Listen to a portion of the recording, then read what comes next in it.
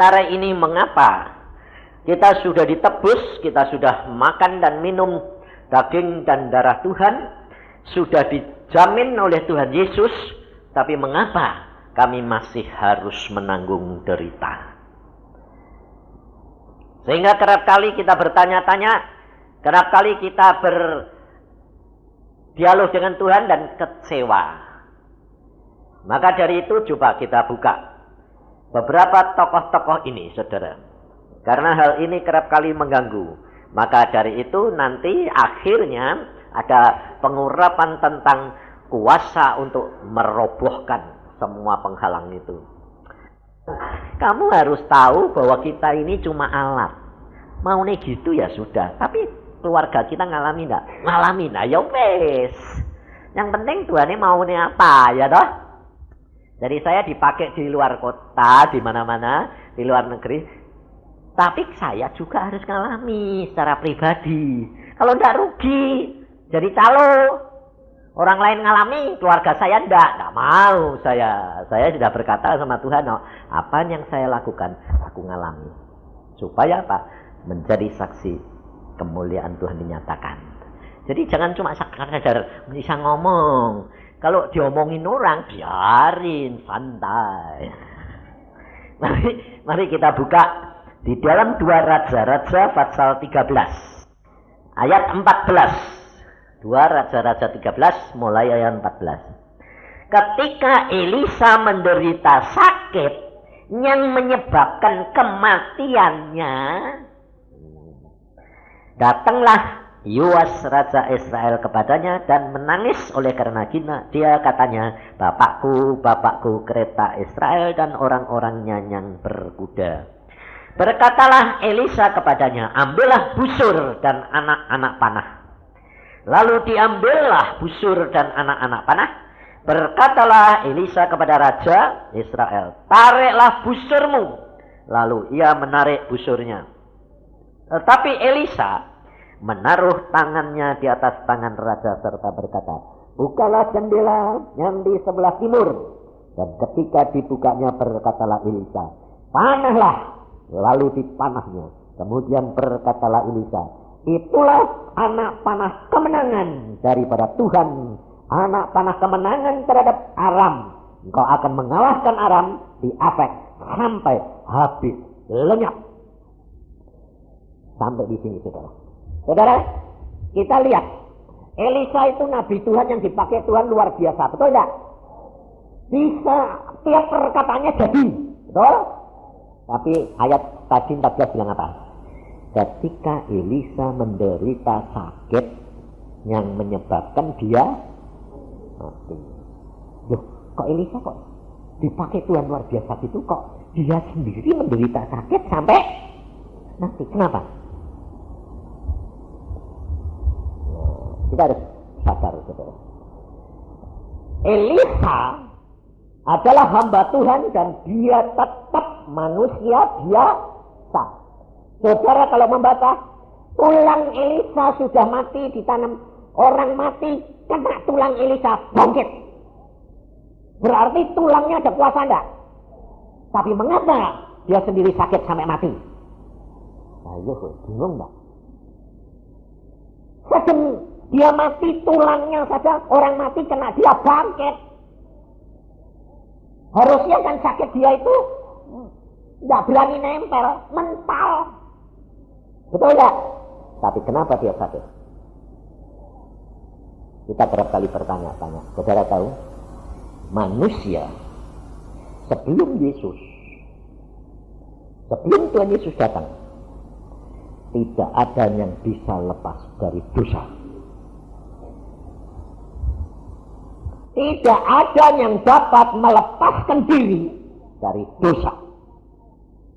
Tidak ada yang dapat menebus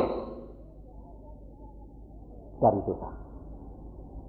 Ada korban binatang domba, tapi itu tidak menebus terus-menerus. Menebusnya saat dikorbankan, dihapus. Habis itu lusa berbuat dosa lagi. Jadi kalau harusnya mau nebus itu tiap detik, tiap menit habis dosa mesti korban. Tiap dosa korban, tiap dosa korban.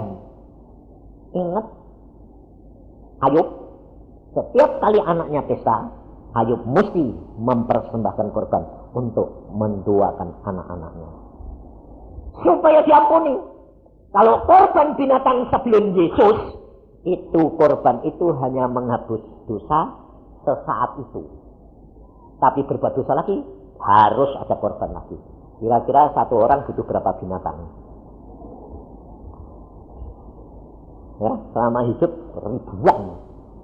Nah, tetapi Yesus datang untuk menebus saudara dan saya, berlakunya itu selama-lamanya. Nah, sekarang lalu bagaimana? Kalau Elisa saja yang dipakai Tuhan luar biasa seperti itu masih sakit.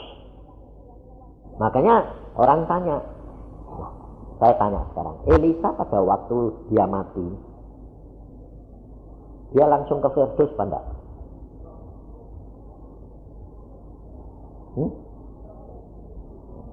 Langsung enggak? Langsung. Saudara, saya tadi kan ngomong toh ya, biarpun Elisa itu dipakai Tuhan luar biasa, tetap berdosa enggak? Dosa. Jadi pada waktu sakit, terus bawa mati, sempat dikorbanin kambing belum? Jadi pada waktu dia mati, masih ada dosanya enggak? Masih. Nah, orang dosa langsung masuk Firdaus enggak? Enggak. Lalu di mana? Di Hades, saudara. Jangan kira Elisa sekalipun masuk Hades. Makanya pada waktu Tuhan Yesus dia mati di kayu salib, dia 3 hari di mana? Di Hades, alam maut. 3 hari itu dia enggak langsung ke surga. Dia pergi ke Hades. Ngapain? Injilin siapa? Hah? Orang mati. Itu ada tertulis di dalam suratnya Rasul Petrus. Dia nginjilin orang mati di sana, lalu dia memproklamirkan dirinya. Akulah jalan kebenaran dan hidup. Akulah yang diutus Bapa. Akulah Mesias. Ayat Alkitab berkata apa? Yesus membebaskan orang-orang tawanan. Nah, yang ditawan siapa? Orang-orang kudus. Disebut orang kudus kok di alam maut karena tetap masih berbuat dosa. Makanya di dalam Injil Matius, di dalam Matius Markus ada berkata apa? Pada waktu Yesus disalib, Yesus mati, maka tirai bait Allah terbelah, lalu kubur-kubur orang kudus belah buka, dan orang-orang kudus itu bangkit. Nah, bangkit itu kalau sudah di Firdaus dia akan enak. Ini ada kebangkitan, kenapa? Dari dalam alam maut. Alam maut itu di tengah-tengah bumi. Makanya banyak orang bilang gini, Samuel itu yang dibangkitkan sama diundang sama-sama Saul itu setan. Aku bilang, aku dulu juga nganggepe setan. Tetapi setelah saya bertanya sama Tuhan Yesus, saya diskusi sendiri, jawab-jawaban sama Tuhan, dibukain ayat semua, Tuhan bilang, itu Samuel benar. Oh, itu Samuel benar Tuhan. Ya, ceritain dong. Bagaimana? Tuhan berkata, tidak ada orang yang sebelum aku, tidak ada orang yang bisa langsung masuk ke surga. Nah, mungkin saudara tanya, bagaimana dengan Elia? Elia kan naik ke surga. Betul tak? Yang dimaksud Tuhan Yesus, Elia itu dibawa naik ke surga bukan ke dalam tahtanya Bapa, tapi di dalam di Firdaus. Firdaus itu bukan tahta Bapa. Firdaus itu surga tingkat 3. Sama dengan Paulus diangkat, saya pun dibawa. Tidak ada. Makanya Tuhan Yesus berkata, tidak ada seorang pun yang naik ke surga kecuali anak Allah. Nah, yang dimaksud oleh Tuhan Yesus itu adalah tidak ada seorang pun yang sampai ke surga ke dalam tahtanya Allah tanpaan kecuali anak manusia. Nah, jadi kalau saudara baca Alkitab, kalau saudara nanti diterangkan Roh Kudus baru terbuka. Oh, kata-kata ini untuk surga. Padahal saya itu tidak tahu bahasa aslinya, tidak tahu. Ya tidak pernah baca. Wong memangnya tidak bisa. Tapi setelah saya diceritain semua, Tuhan bilang itu aslinya gini. Nah, bahasa Tuhan, bahasa dunia itu tidak cukup untuk menerangkan keadaan dunia roh. Bahasanya itu tidak cukup. Nah, banyak hamba-hamba Tuhan terikat dengan bahasanya dikutak-kutik, sehingga Roh Kudusnya tidak bisa nerangi. Nah, kalau saya orang bodoh, ya diterangin ya nerimo wae. Bener itu, luar biasa Tuhan itu. Maka dari itu saudara, engkau baca Alkitab, sebab Yohanes berkata, di dalam Injil Yohanes dikatakan, suratnya Rasul Yohanes, di belakang surat daripada Rasul Yohanes, 1 Yohanes pasal yang kedua ayat yang ke-27. Sebab di dalam diri kamu tetap ada pengurapan yang telah kamu terima daripadanya.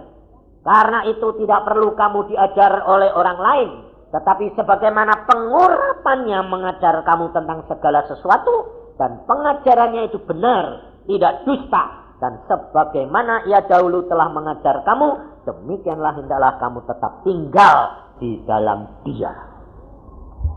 Kalau saudara baca ini, jangan lalu pikiran di sini, lah iya, tidak perlu sekolah toh ya. Salah lagi. Itu meninggikan kiri. Tidak boleh.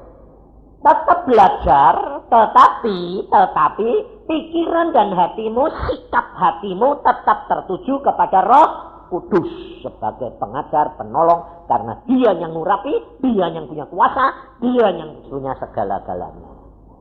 Saudara dan saya diberi Roh Kudus itu karena apa? Karena Tuhan Yesus tahu manusia kalau tidak dipimpin Roh Kudus tidak bisa sampai kepada seluruh kebenaran firman Allah. Maka saudara dan saya itu enak. Nah, sekarang makanya saudara perhatikan, Nabi Elisa yang dipakai Tuhan kayak gitu tetap sakit. Ya. Karena apa? Karena dia tetap berbuat dosa. Nah, sekarang kenapa anak-anak Tuhan, hamba-hamba Tuhan, kerap kali kalau mau mati juga sakit? Padahal sudah ditebus Yesus. Kenapa? Saya juga tanya, mengapa Tuhan? Yang anak-anakmu sekarang ini, zaman akhir ini, sudah engkau tebus, sudah dibebaskan dari dosa, yang berjalan itu terus menerus, kok masih sakit? Tuhan ngomong gini tadi di belakang sana, sayang. Karena anak-anakku itu menyerahkan hidupnya kepadaku, yang besar-besar, yang kecil-kecil belum. Nah, padahal kecil pun jadi harus nanggung. Loh, ya kan engkau sudah tebus, aku sudah tebus, nah, tapi kalau tidak diserahkan, ya tanggung. Oh, jadi kalau kita itu menyerahkan sampai perkara yang kecil semuanya, bebas. Makanya banyak hamba Tuhan juga yang benar-benar hidupnya luar biasa, tidak ngalami sakit. Mau mati tidak ngalami sakit. Empat saya, om saya, itu orangnya hidup dengan Tuhan seperti saya begini. Segala sesuatu tanya Tuhan, segala sesuatu jalan dengan Tuhan, apa saja jalan Tuhan. Nah, satu saat dia ditanya Tuhan, kamu mau tak panggil pulang? Oh ya, kapan Tuhan? 3 hari lagi. Masih sehat, masih jalan-jalan. Ditawarin Tuhan, Elia tak sambut dengan kereta berapi. Kamu minta apa? Ayo, kue ditanya gitu, kue minta apa? Naik apa? Mau terbang? Nah, terserah Tuhan, pinter istriku itu. Saudara, dia masih kepengen nih. Zaman itu, dia waktu kecil itu paling senang itu kuda. Dia bilang gini, Tuhan aku kepengen naik kuda putih seperti engkau. Tuhan bilang, ya wis, nanti tak jemput naik kuda putih. Saudara. Nah, lalu dia ngomong sama istrinya, Mama, aku ini mau pulang. Pulang kemana? Ke surga. Hah? Aku mau tinggal. Iya. Nah, Tuhan bilang aku pulang dulu ya wis toh kowe. Loh kok aku mau tinggal loh? Tuhan kan ngukur, lebih tahu daripada aku dan kamu sendiri. Kapan? 3 hari yang akan datang. Oh ya. Nah terus, aku mau dijemput pakai kuda putih. Ada. Oh mati kok minta naik kuda. Saya bilang, ya tidak apa-apa tuh, Tuhan sing nawarin no. Aku minta kuda putih ya. Tak dipikiri saudara. Lalu hari 1, 2, 3 itu dia selesaiin tugasnya. Sudah selesai. Hari ketiga dia masih jalan-jalan. Loh, jalan-jalan dia. Sampai jam 1:30 dia jalan-jalan. Istrinya yang kebingungan. Kamu kan hari ini pulang. Lah kok jalan-jalan? Loh, belum waktunya. Ngono kowe. Diangkat kowe sedeng jalan sing angkat sapa? Wong kowe gedene sak, gitu mbek aku gedene padha. Nah, istri ini cilik. Lah yang sing kuat sapa? Ya enggak apa-apa, nanti kan ada waktunya. Tuhan tuh enggak pernah terlambat, enggak pernah tergesa-gesa. Tuhan tuh luar biasa kok. Benar saudara. Dia jalan-jalan terus dia bilang, "Loh, lah itu kudune teko." Nyonya langsung nyeret dia. Terus masuk kamar. Sebabnya begini nanti gotongnya piye? Dicek masuk kamar. Ya itu udah diteko, orang pura-pura. Seret terus disuruh duduk di tempat tidur. Dikira mak gledek terus langsung tidur. Ditidurke toh? Dia duduk, dek. Mati. Duduk. Saya bilang, "Ayo tidur." Loh, kok mati?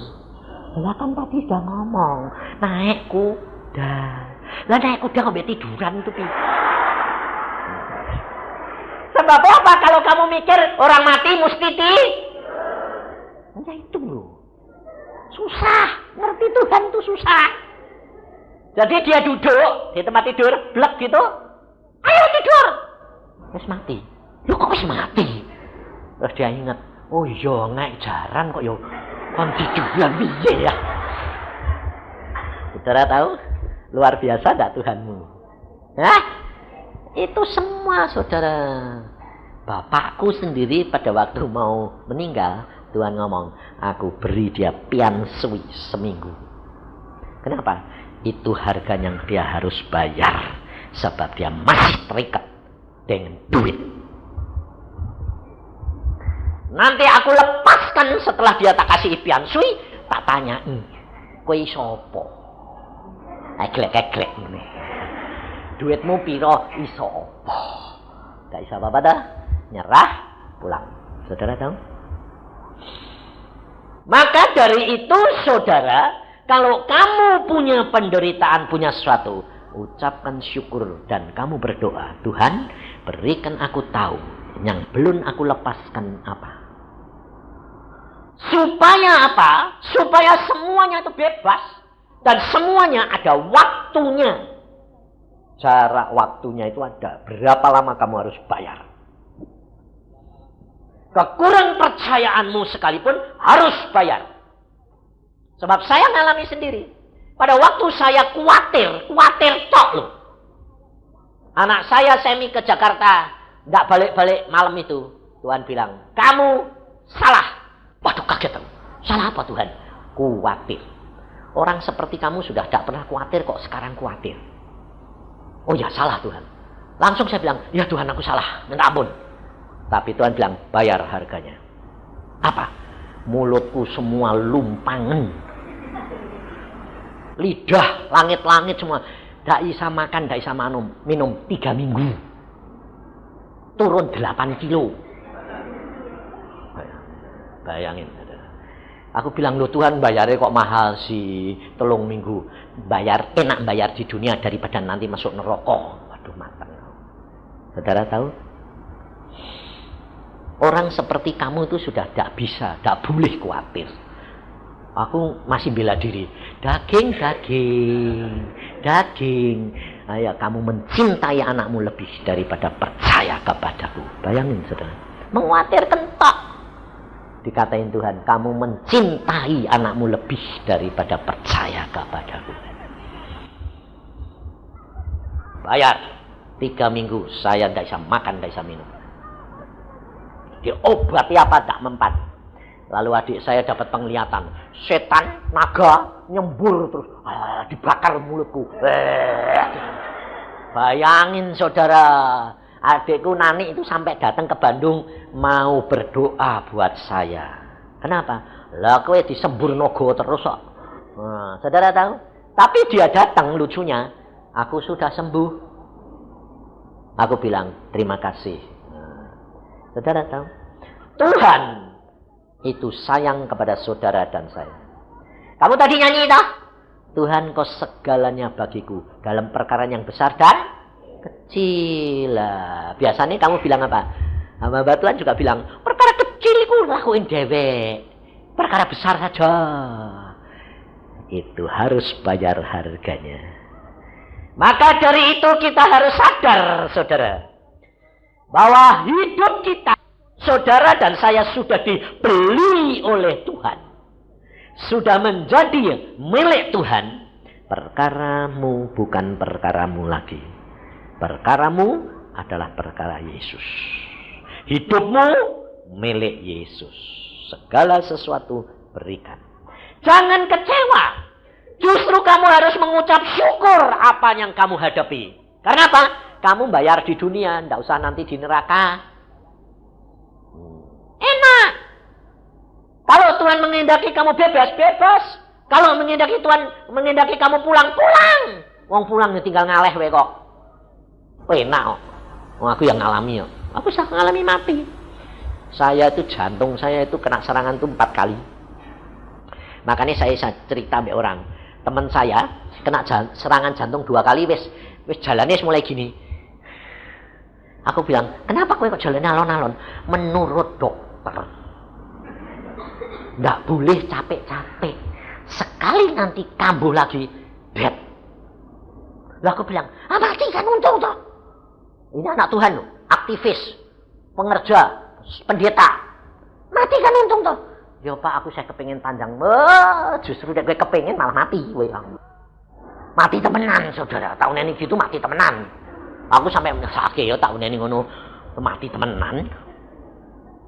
Aku bilang gini, kamu 2 kali, aku sudah 4 kali.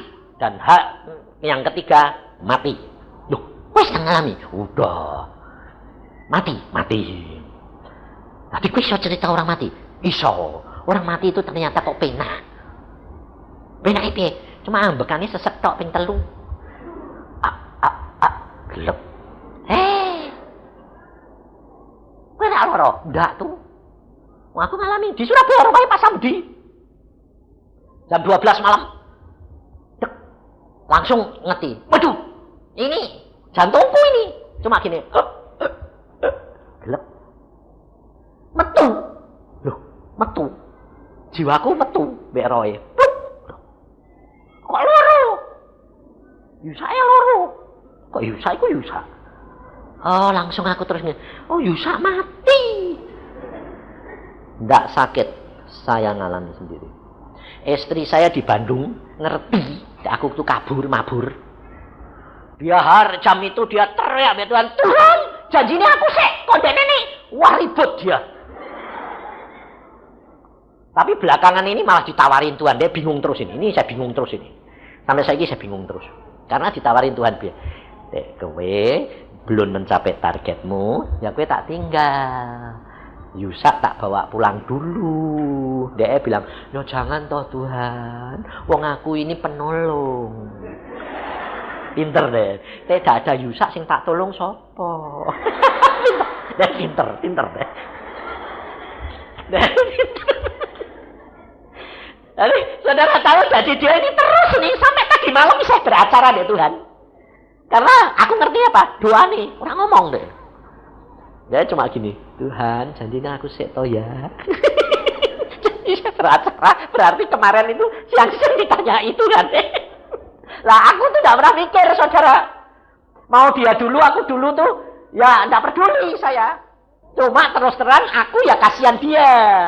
Sebab saya ya sayang dia, saya bilang Tuhan tidak ada aku. Denen itu saake. Wong dia itu penolong tapi gendol.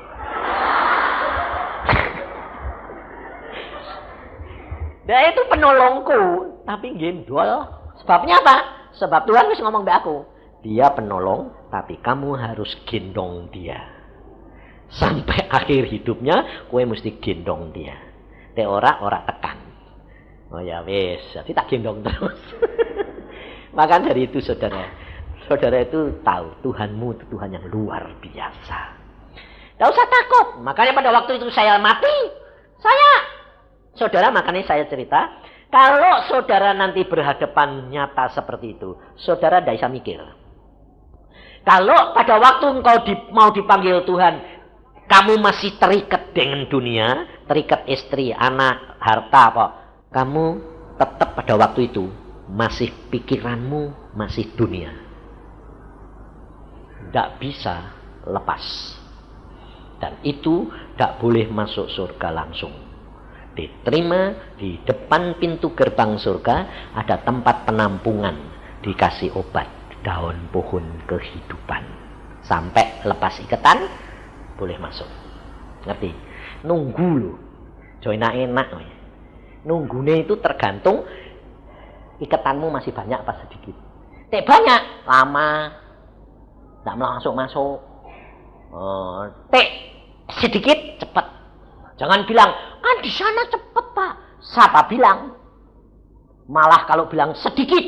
1 jam itu 1 hari buat Tuhan, 1000 tahun buat kita. Jadi tek 1 jam, piro? Hitungan dewek. Kelihatannya sebentar tapi panjang kali, hati-hati. Makanya pada waktu itu langsung saya bilang, oh Yusak mati, beres. Saya tidak ingat istri, tidak ingat anak, tidak ingat apa-apa. Saya bilang, Tuhan, sukacitanya luar biasa. Saya bilang, Tuhan, aku pulang. Aku gitu teriak gitu itu sama mbak gedor pintu surga. Langsung langit itu terbuka. Aku lihat Tuhan bertahta di atas tahta. Wah, megahnya luar biasa. Berkilauan. Aku langsung, Tuhan, aku pulang. Tuhan ini mesem. Duduk kayak gini mesem. Geleng-geleng. Tidak manggut-manggut kok geleng-geleng. Terus Tuhan bilang, tugasmu belum selesai. Aku langsung bilang, aku sudah kepengen pulang. Selesaikan dulu nak. Nanti aku jemput kamu sendiri. Bayangin saudara. Bagaimana kasihnya saudara. Dia bilang, nanti aku jemput kamu sendiri. Tidak disuruh pergi sendiri. Tidak ditanyai, minta naik apa? Wong aku senengnya mobil. Di sana tidak ada mobil. Jadi tidak ditanyai. Tuhan tahu, tidak ada. Mobil tidak ada. Jadi aku tidak ditanyai, Tuhan bilang, kamu mau naik apa? Tidak. Aku mau jemput kamu sendiri. Nah. Makanya kalau saudara dapat pewahyuan dari Tuhan, baru saudara tahu kamu di hadapan Tuhan itu sebagai apa. Biji matanya sebagai tangannya, karena saudara dan saya adalah anggota tubuh Kristus. Dia berkata, aku akan jemput kamu sendiri kalau sudah waktunya. Kalau dijemput Tuhan sendiri di tempat penampungan atau langsung naik? Ngerti saudara? Langsung bersama dengan dia. Satu anugerah. Makanya setiap kali saya berdoa, saya mesti ingat bahwa waktunya tiba, aku akan dijemput oleh Tuhan sendiri. Di situ saya merasa saya mengalami kasih Tuhan yang begitu besar, sehingga saya tidak pernah takut, tidak pernah khawatir, dan tidak pernah memikirkan yang lain. Pada waktu Tuhan berkata begitu, saya masih alasan. Saya berkata, jantungku berhenti Tuhan. Tuhan berkata, tidak masalah nak, bagiku jantungmu berhenti tidak masalah.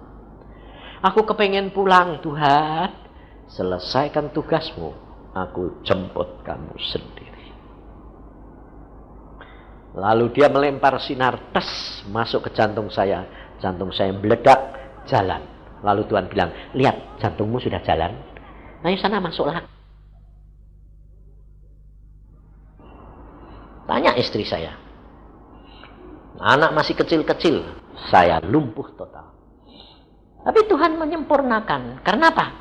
Setia dalam perkara yang kecil. Kalau engkau tidak perkara yang kecil engkau serahkan, tetap kamu harus bayar harga. Perhatikan Nabi Iddo. Nabi yang dipakai Tuhan untuk menubuatkan bahwa Israel diberikan Yerobiam. Dia pada hari tuanya matanya buta. Kenapa? Tetap sama. Ada dosa yang harus diselesaikan di dunia ini. Maka dari itu saudara ucapkan syukur karena engkau dan saya sudah ditebus oleh dia. Engkau sudah makan daging, minum darahnya, berarti jiwamu harus kamu serahkan dikuasai oleh jiwanya Yesus. Dagingmu dikuasai oleh daging Yesus. Setiap kali kamu makan minum, kamu katakan, daging kamu harus tunduk. Daging Yesus masuk ke dalam diriku, nyatu dengan dagingku, berkuasa dalam dagingku. Ingat, nyatu dan harus tambahi berkuasa. Sebab kalau tidak kamu katakan berkuasa, kamu mencuri kemuliaan Tuhan. Sebab kita kerap kali tidak sadar, kalau engkau dan saya dipakai Tuhan, berkarunia, punya kekayaan, punya anugerah yang besar, punya kesembuhan, punya mujizat, punya nubuatan. Hati-hati, sebab kerap kali kita tidak sadar. Kalau ada orang minta didoain, tolong dong Pak doain. Kita kadang-kadang, oke, saya doain, pasti sembuh. Hati-hati, itu perkataan mencuri kemuliaan Tuhan. Ngerti saudara? Rasul Paulus sendiri berkata, kamu harus ingat, jangan seperti aku.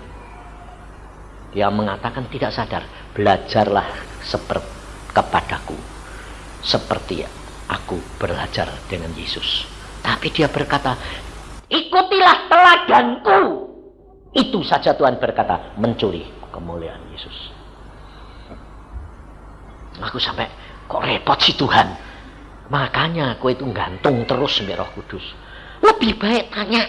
Kalau ada orang mau minta disembayangkan, kamu langsung ngomong di sini. Tuhan Roh Kudus, apa yang aku harus lakukan? Itu saja, cukup. Tapi motivasi hatimu, tanya. Dia yang berkuasa. Kamu sembahyang, ya sembahyang. Nggak usah, sembahyangnya piye Tuhan? Terus, nggak usah. Kamu sudah tanya, Tuhan apa yang aku harus lakukan? Terus, doain. Ya doa.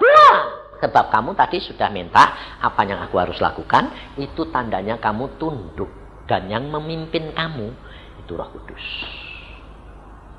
Motivasi hati, sikap hati ini harus saudara pertahankan. Dan itu tidak bisa kalau tidak latihan dari hari ke hari. Tidak bisa. Tidak biasa. Lupa. Nanti kadang-kadang, aduh lupa. Lupa apa? Sembahyang. Karena apa? Karena sembahyangnya mesti pakai merem, kayak anu. Tidak usah. Langsung gitu loh, wong dia ada dalam hatimu. Langsung ngomong. Kamu berhadapan dengan siapa aja, langsung ngomong. Tuhan pimpin. Kamu berhadapan dengan suami, biasanya ribut terus. Kalau suami istri ini ngomongan mesti salah, bersimpangan terus. Praktek. Mulai hari itu, Tuhan tolong saya. Apa yang saya harus ngomong, apa yang aku harus dengar. Nanti beda. Aku mbak istriku gitu. Lama-lama beda. Lalu sudah kebiasaan, relate enak. Sebab ada kuasa. Saya, istri, Tuhan tengahi. Langsung nyetrum. Konslet. Mesti ada tengahi Yesus. Saya melalui Roh Kudus gandeng istriku. Jadi perkataanku disaring, terima nih sana, pas. Modelnya dia.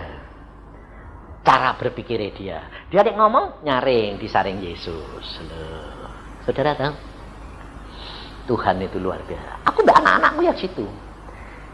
Gak bisa, kalau ngomong langsung gak bisa. Nah, untuk itu kerap kali kita saling ngingetin.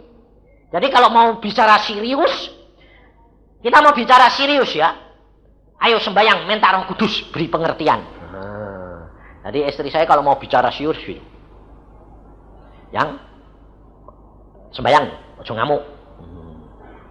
Karena trauma ndek ini anggar wis tak sentak ngono wis mak.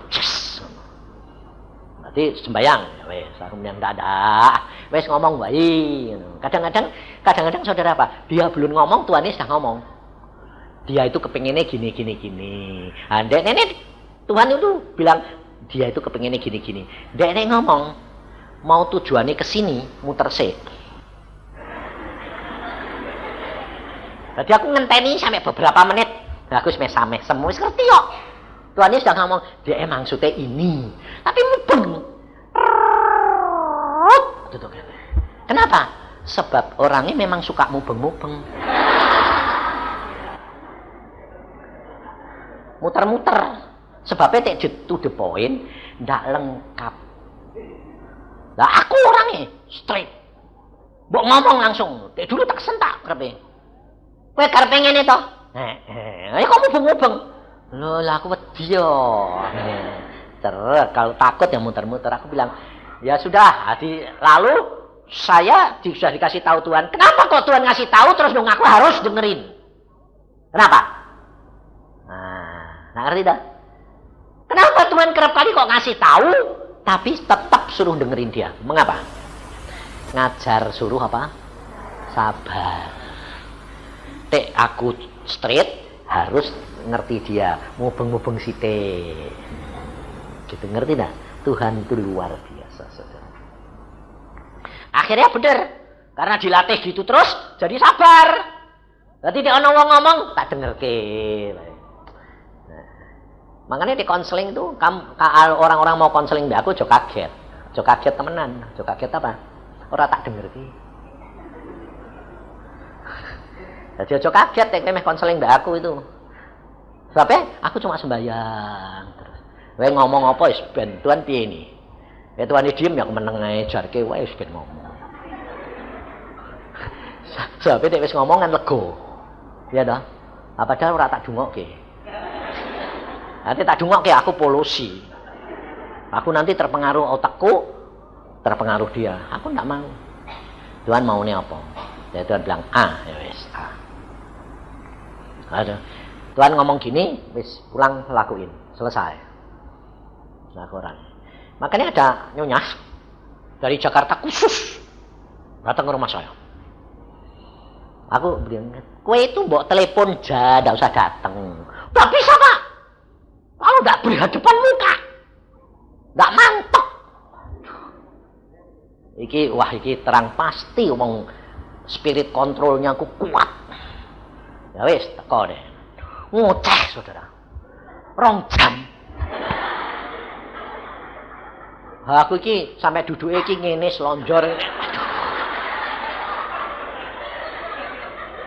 Lah, dulune mecak gentak, Tuhan bilang, dengerin. Ya wis, aku jadi kesel ya. Karena takut mbek Tuhan, bukan takut mbek dhek. Aku minta gentak tak suruh mulai. Setelah 2 jam, dia bilang, bagaimana Pak Yusa menurut Anda? Aku ini. Aku san sembahyang. Tuhan mau apa? Marahin. Lu wong dene 2 jam mbak mabok kon ngene to. Sengkeni. Ya tak marah. Kowe itu loh memang kurang percaya. Wangi. Akhirnya bilang, "Cerewet kowe aku." Mosok ngomongnya 2 jam aku. Sampai aku kesel kabeh. tukang ngatur, makanya suamimu jengkel mbek kowe ya. Ngamuk ya. Bareng tak marahi saudara. Dia jadi marah 2 kali lipat. Ya, aku mau kesini itu mau konseling. Kok malah mau marahin?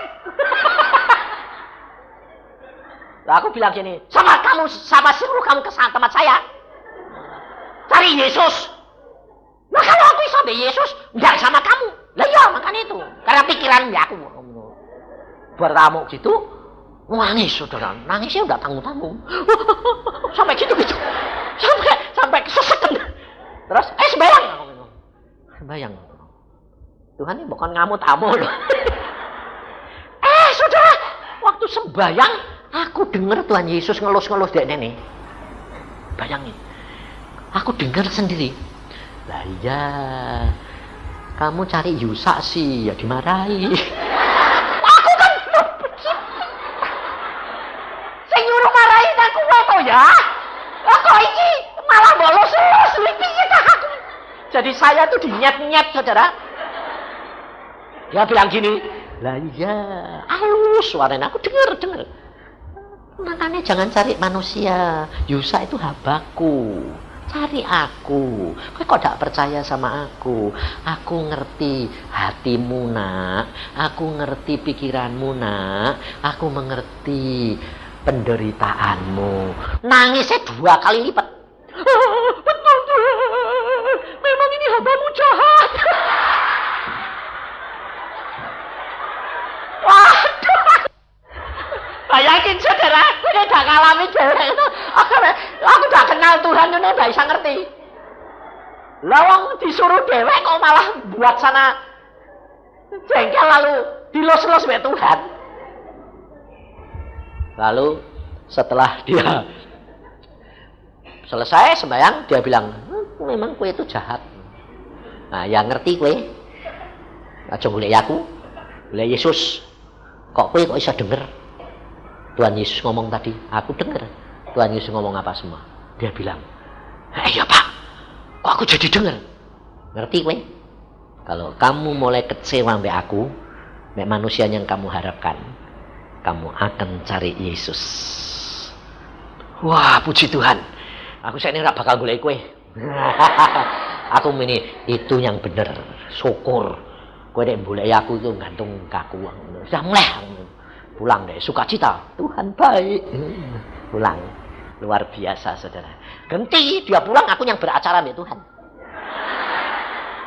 Jadi aku udah naik ke atas omahku sembayang. Tuhan, kowe itu kepiye tah aku ini wis mbok nurut malah dibisoi aku. Ngarepmu piye tah Tuhan? Tuhan bilang apa? Kamu harus mengucap syukur hambaku. Loh kenapa? Aku tahu kalau perempuan itu tadi gandol mbek kowe. Kalau setiap perkataanmu jadi, dia akan menempel kepada kamu dan kamu mencuri kemuliaanku. Tapi kalau aku buat dia jengkel terus dia nempel mbek aku, kamu bebas dan kamu dihina karena namaku, upahmu besar. Aku bareng tahu gitu, ya wis gelem neh. Dinyet-nyet mau ya, loh ya benar dong. Nah, saudara tahu, saya baru tahu Tuhan itu luar biasa. Jadi kalau saudara itu melayani lalu kamu ditolak, dinyet-nyet, kamu bilang apa? Terima kasih, opahku. Saya ini mau dinyet-nyet.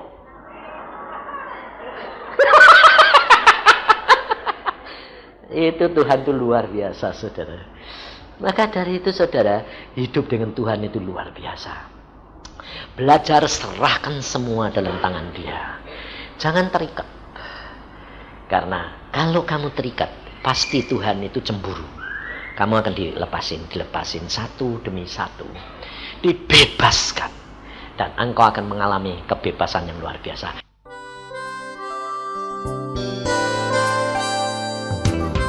Anda diberkati dengan pemberitaan firman Tuhan? Dapatkan kaset, VCD, CD, MP3, dan buku-buku rohani dari hamba-hamba Tuhan, Evangelis Yusak Cipto, Pendeta Petrus Agung, Evangelis Iin Cipto, dan hamba-hamba Tuhan lainnya. Tersedia juga banner dan alat-alat tarian lainnya. Hanya di toko buku Bless to Bless, Jalan Boulevard Barat Raya, Ruko In Kopal, Blok F, nomor 50, Kelapa Gading, Jakarta Utara. Hubungi 45851254 atau 92958800. Bless to